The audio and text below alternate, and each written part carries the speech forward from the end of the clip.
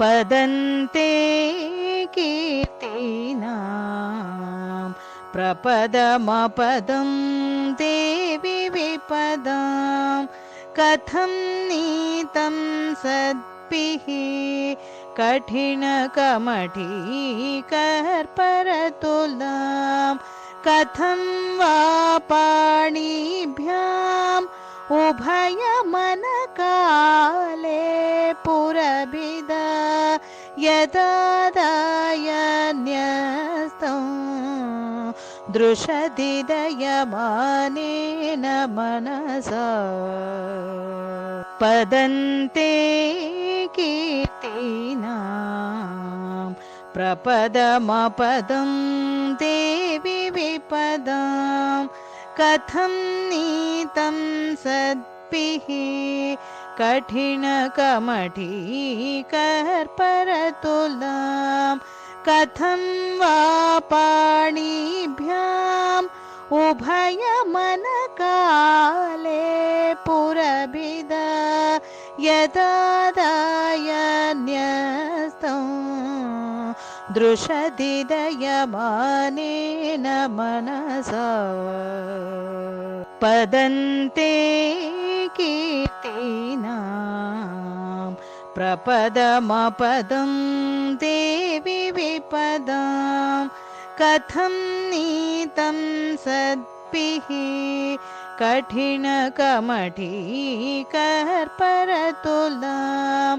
कथं वा पाणिभ्याम् उभयमनकाले पुरभिद यदादायन्यस्तं दृशदिदयमानेन मनसा पदन्ते कीर्तीनां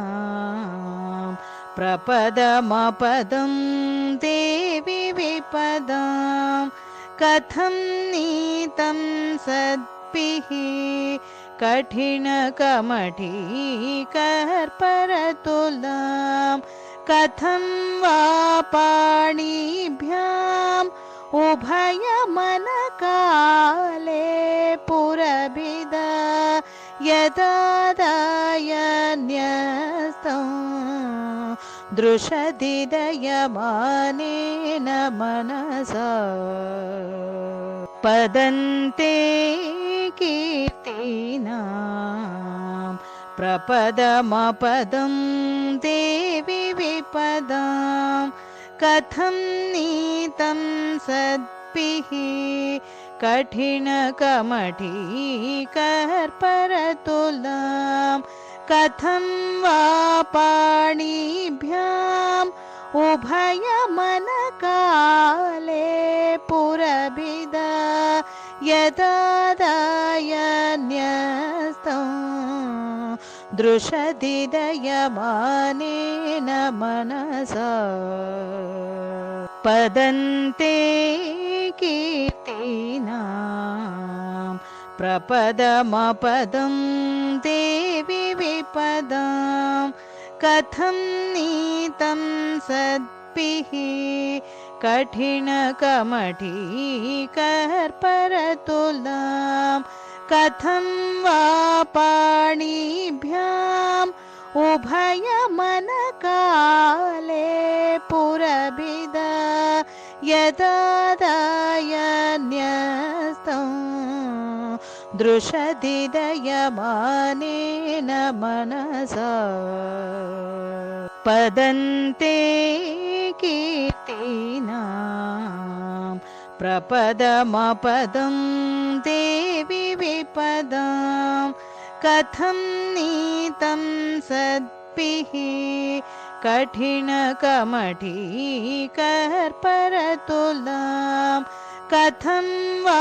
पाणिभ्याम् उभयमनकाले पुरभिद यदादायन्यस्तं दृशदिदयमानेन मनसा पदन्ते कीर्तीनां प्रपदमपदं देवि विपदां कथं नीतं सद्भिः कठिनकमठीकर्परतुलां कथं वा पाणिभ्याम् उभयमनकाले पुरभिद यदादायन्यस्तं दृशदिदयमानेन मनसा पदन्ते कीर्तीनां प्रपदमपदं देवि विपदां कथं नीतं सद्भिः कठिनकमठीकर्परतुलां कथं वा पाणिभ्याम् उभयमनकाले पुरभिद यदादायन्यस्तं दृशदिदयमानेन मनसा पदन्ते कीर्तीनां प्रपदमपदं देवि विपदां कथं नीतं सद्भिः कठिनकमठीकर्परतुलां कथं वा पाणिभ्याम् उभयमनकाले पुरभिद यदादायन्यस्तं दृशदिदयमानेन मनसा पदन्ते कीर्तीनां प्रपदमपदं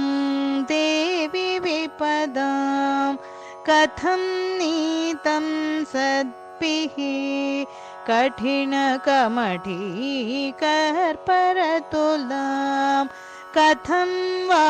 पाणिभ्याम् उभयमनकाले पुरभिद